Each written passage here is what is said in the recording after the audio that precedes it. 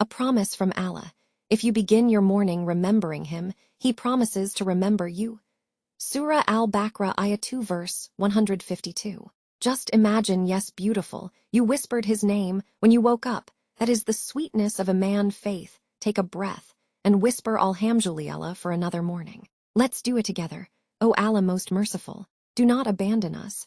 Do not test us beyond our strength. Do not deprive us of your closeness. Ya Allah, the hearts we woke up with today, some of them tired, some of them heavy, some carrying pains nobody knows. Turn every burden into light.